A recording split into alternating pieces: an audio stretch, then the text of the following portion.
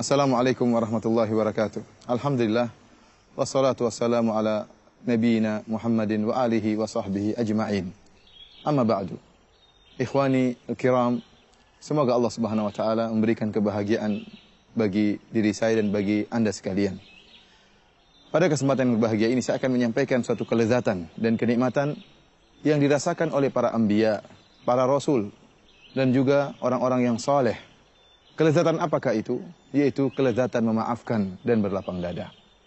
Sungguhnya kita dapati sebagian orang yang memiliki permasalahan sama orang lain, terkadang bermusuhan sama kerabatnya sendiri, jengkel sama pamannya, jengkel sama kakaknya, bahkan terkadang jengkel sama bibinya, bahkan terkadang bermusuhan dengan ibunya sendiri, dengan ayahnya sendiri, atau jengkel sama teman-teman kantornya, atau teman-teman bergaulnya.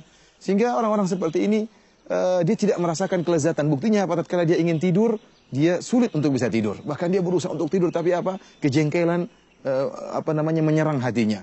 Kejengkelan, kemarahan, kedongkolan terhadap teman-temannya, terhadap kerabatnya, membuat dia sulit untuk tidur. Dia berusaha meletakkan bantal di kepalanya, namun tidur tidak juga mendatanginya. Kenapa? Pikiran dia, hati dia tidak enak, tidak gelisah hatinya.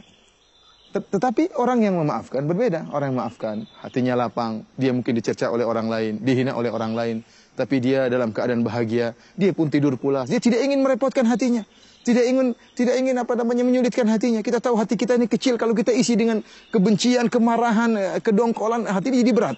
Hati ini jadi berat sehingga untuk tidur pun sulit, untuk mau santai pun sulit, sehingga di mana-mana gelisah hati ini. Kenapa? Karena jengkel sama orang lain, marah sama orang lain. Lihatlah bagaimana anbiya, bagaimana para rasul, musuh mereka begitu banyak, ya. Bagaimana orang-orang soleh, betapa banyak orang yang jengkel sama mereka. Akan tapi subhanallah, ya, mereka mudah memaafkan.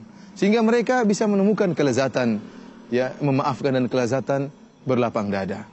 Lihatlah bagaimana Nabiullah Yusuf alaihissalam, ya, Nabiullah Yusuf alaihissalam, bagaimana sifat memaafkan yang luar biasa.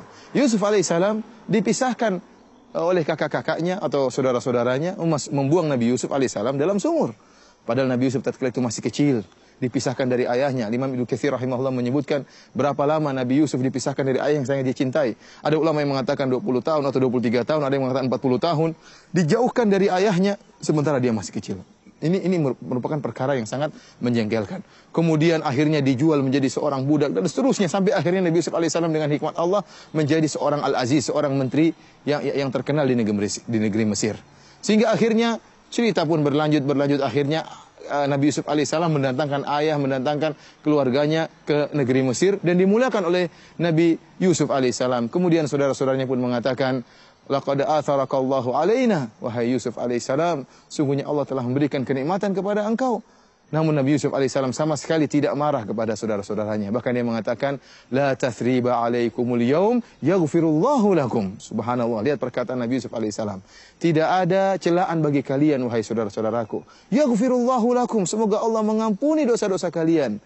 Bukan hanya memaafkan, bahkan Nabi Yusuf alaihissalam mendoakan saudara-saudaranya agar diampuni oleh Allah Subhanahu wa taala. Padahal telah dipisahkan dari ayahnya, ya, dengan waktu yang begitu lama. Namun kelapangan hati Nabi Yusuf alaihissalam, dan Nabi Yusuf merasakan kelezatan memaafkan dan kelezatan berlapang dada. Lihatlah juga Nabi Muhammad sallallahu alaihi wasallam.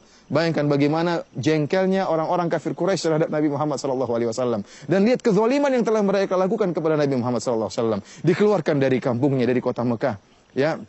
Dikeluarkan, harus meninggalkan sanak keluarga, harus meninggalkan tanah kelahirannya.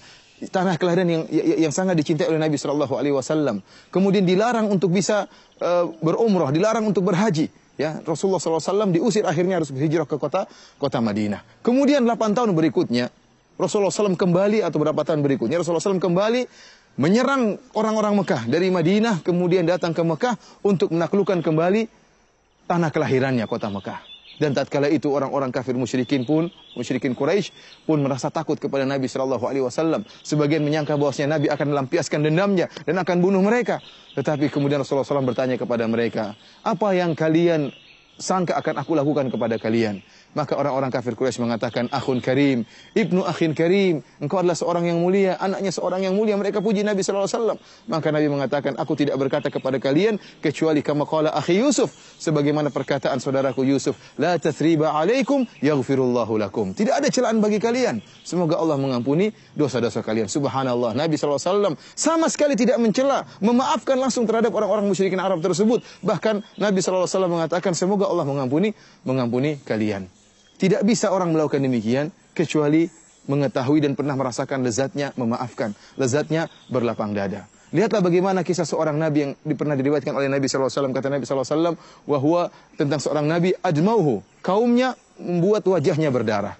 Kemudian kata Nabi SAW, wahwa yamsahud dam, dan dia an wajhi, kemudian dia menghapuskan atau mengusap darah dari wajahnya. Kemudian dia berkata, Rabbi ghfirli qaumi fa innahum la ya'lamun. Ya Allah, ampunilah kaumku, sungguhnya mereka tidak paham. Dia bukan cuma memaafkan kaumnya yang telah melukainya, bahkan dia berdoa kepada Allah agar Allah mengampuni kaumnya. Dan beliau bahkan dia mendatangkan uzur bagi kaumnya. Ya Allah, mereka melakukan demikian karena tidak mengerti. Luar biasa bagaimana kelapangan dada para anbiya dan para rasul. Oleh karenanya, ikhwani fillah azanillahu yakum, Allah Subhanahu wa taala telah memerintahkan kita untuk menghilangkan rasa dongkol, rasa hasad, rasa dengki dari hati kita terhadap sama kaum muslimin. Kata Allah Subhanahu wa taala, walladzina ja'u min ba'dihim yaquluna rabbana ighfir lana wa li ikhwanina alladhina sabaquna bil iman wa la taj'al fi qulubina ghillan lil ladzina amanu rabbana innaka ra'ufur rahim. Dan orang-orang yang datang setelah kaum Muhajirin dan kaum Ansar, mereka berdoa, ya Allah, ya ampunilah kami dan ampunilah orang-orang sebelum kami, orang-orang yang beriman sebelum kami. Subhanallah, mendoakan dirinya, mendoakan orang yang beriman yang lain. Wala taj'al fi qulubina ghillan lil ladzina amanu. Dan Allah, janganlah kau jadikan dalam hati kami ghil, dengki, hasad, kejengkelan terhadap orang-orang mukmin yang lain. Sungguhnya Engkau Maha Pengasih lagi Maha Penyayang. Ini doa yang diperintahkan oleh Allah agar kita berdoa dengan doa tersebut, sifat yang sangat mulia. Oleh karena kita lihat bagaimana penghuni surga, Allah akan bersihkan hati-hati mereka. Kata Allah Subhanahu wa taala, "Wa naza'na ma fi sudurihim min ghil." Dan kami akan mencabut gil, yaitu kedengkian, kejengkelan dari hati-hati penghuni surga sebelum Allah masukkan ke dalam surga Allah. Dan kita tentunya ingin memiliki sifat-sifat sebagaimana sifat-sifat penghuni surga. Ikhwani fillah, azani Allah wa iyyakum, para pemirsa yang dirahmati oleh Allah Subhanahu wa taala. Kita tidak berbicara tentang para anbiya saja, tapi kita juga berbicara tentang contoh nyata, ya, para ulama bagaimana kelapangan hati mereka dalam memaafkan. Saya juga tidak berbicara tentang para ulama terdahulu seperti Syekhul Islam Ibnu Taimiyah yang sangat luar biasa sifat maafkannya. Saya berbicara tentang ulama zaman sekarang, Syekh bin Baz rahimahullah, yang hidup di abad kita, abad ke-20, hidup di abad kita ini. Bagaimana sifat memaafkannya yang luar biasa. Disebutkan dalam satu ceramah tentang bagaimana sifat Syekh bin Baz rahimahullah, di mana suatu saat beliau hadir dalam pengadilan. Tatkala itu ada seorang pemuda yang dihukum oleh pengadilan dengan hukuman yang buruk. Maka pemuda ini pun mencela Syekh bin Baz, memaki-maki Syekh bin Baz. Ya, sementara di depan pengadilan, di depan orang banyak, Syekh bin Baz dimaki-maki. Akhirnya salah seorang tentara askar, ya, melihat memandang ke Syekh bin Baz. Begitu kalau Syekh bin Baz memberi perintah untuk melakukan sesuatu terhadap orang ini, maka akan dia lakukan. Ternyata tatkala dia melihat Syekh bin Baz hanya menundukkan pandangannya. Kemudian Syekh bin Baz rahimahullah hanya mengatakan Allahumma ghfirli, astaghfirullah, Allahumma shalli ala Muhammad. Dia hanya berzikir kepada Allah Subhanahu wa taala tatkala dicela dan dimaki-maki oleh pemuda tersebut. Qadarullah, selesai acara pengadilan. 4 hari berikutnya, qadarullah, ternyata pemuda ini, ya, meninggal dunia. Pemuda yang tadi mencela dan maki-maki Syekh bin Baz meninggal dunia. Akhirnya tatkala akan disolatkan dan imam sudah maju ingin menyolatkan pemuda ini, tiba-tiba ada yang melaporkan, pemuda ini 4 hari yang lalu mencaci maki Syekh bin Baz rahimahullah. Maka akhirnya imam tidak mau mensolatkan orang ini. Kenapa? Orang ini mencaci maki Syekh bin Baz. Akhirnya dikuburkan, mungkin yang menyolatkan hanya keluarganya, sementara imam kampung tidak mau menyolatkan dia. 3 bulan berikutnya, ya, sampailah kabar kepada Syekh bin Baz tentang kisah pemuda tadi.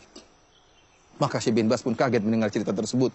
Maka dia pun minta supirnya untuk mengantar Syekh bin Baz, mengantar beliau ke kuburan orang tersebut. Maka supirnya pun segera mengantar Syekh bin Baz ke kuburan pemuda tadi yang tidak disolatkan oleh imam kampungnya. Maka Syekh bin Baz rahimahullah kemudian sholat jenazah di kuburan orang tersebut. Kemudian Syekh bin Baz berdoa sekitar setengah jam mendoakan pemuda ini. Luar biasa ikhwan. Bagaimana orang bisa seperti ini kecuali karena hatinya apa? Hatinya yang sangat lembut. Oleh karena ikhwani fil azani wallakum, saya juga pernah mendengar cerita di Idaatul Quran. Tatkala suatu saat Syekh bin Baz kemudian sedang mengisi pengajian, tiba-tiba ada orang yang mengirim pertanyaan, Syekh bin Baz, saya mohon maaf karena saya pernah mencela engkau demikian. Mohon maafkan saya Syekh bin Baz. Maka Syekh bin Baz mengatakan, ya bunayya, ya ibni, wahai anakku, wahai putraku, saya telah maafkan engkau. Dan juga saya telah maafkan orang-orang yang sebelum engkau mencelaku. Dan saya juga akan maafkan orang-orang yang setelah engkau akan mencelaku. Luar biasa, akhirnya membuat orang-orang para hadirin pun menangis mendengar jawaban Syekh bin Baz rahimahullahu ta'ala. Tidak mungkin seorang ya bisa memiliki kebersihan hati, kemudian memaafkan saudaranya, kecuali orang yang memiliki iman yang tinggi kepada Allah subhanahu wa ta'ala. Yang mengetahui bahwasanya di balik pengampunan dan memaafkan pahala yang besar dari Allah subhanahu wa ta'ala. Bukankah Allah subhanahu wa ta'ala telah berfirman, "Falyafu wal yasfahu, ala tuhibbuna ayaghfirallahu lakum." Hendaknya mereka berlapang dada dan memaafkan. Apakah kalian ingin dimaafkan oleh Allah Subhanahu wa taala? Jika kalian memaafkan saudara kalian, maka kalian akan diampuni oleh Allah Subhanahu wa taala. Ikhwanil kiram, ya, ikhwatil kiram, para pemirsa yang dirahmati oleh Allah Subhanahu wa taala. Kau ingin bahagia? Anda ingin bahagia? Maka maafkanlah saudara-saudara Anda. Maafkanlah kakak Anda, maafkanlah ibu Anda kalau bersalah sama Anda. Maafkanlah istri Anda, maafkanlah guru Anda, maafkanlah teman Anda, ya. Anda akan merasakan ketenangan, tidur pulas, santai. Tapi kalau Anda tidak maafkan, maka akan menjadi dongkol. Berjalan di mana-mana dongkol. Setiap melihat musuh Anda semakin dongkol. Seakan-akan Anda kurang beriman tentang takdir Allah. Yakinlah bahwasanya semuanya sudah ditakdirkan oleh Allah Subhanahu wa taala. Dan jika Anda maafkan, maka Allah akan berikan kelezatan dalam hati Anda, kelezatan memaafkan. Dan sungguh memaafkan itu ada kelezatan. Dan begitu indah jika seorang punya masalah dengan orang lain dan orang tersebut menzalimi dia, kemudian dia bangun di malam hari, salat malam, kemudian berdoa, ya Allah ampunilah si fulan, ya Allah telah menzalimiku, maafkanlah dirinya. Allah akan berikan kelezatan yang luar biasa dalam hati orang yang melakukan demikian. Demikianlah para pemirsa yang dirahmati Allah Subhanahu wa taala. Semoga Allah menjadikan kita orang-orang yang mudah memaafkan sehingga kita bisa hidup dengan tenang, bisa hidup dengan bahagia, tidur dengan pulas, bisa memanfaatkan waktu kita untuk hal-hal yang bermanfaat. Tapi kalau kita jengkel sama orang, ada perkataannya kita kritiki, omongannya sedikit-sedikit kita kritiki, kita ingin bantah, kita ingin ngerot, kita ingin bantah, akhirnya apa? Pusing dada kita ini, jantung kita ini apa? Sempit, dada kita sempit, dan ternyata kita tidak bisa melampiaskan kemarahan kita. Orang tersebut yang kita marahin terkadang santai-santai saja, tidak ada musibah yang menimpanya. Oleh karenanya tatkala kita maafkan, maka kebahagiaan yang akan kita rasakan. Wallahu ta'ala alam bisawab. Semoga Allah menjadikan kita orang-orang yang berbahagia. Assalamualaikum warahmatullahi wabarakatuh.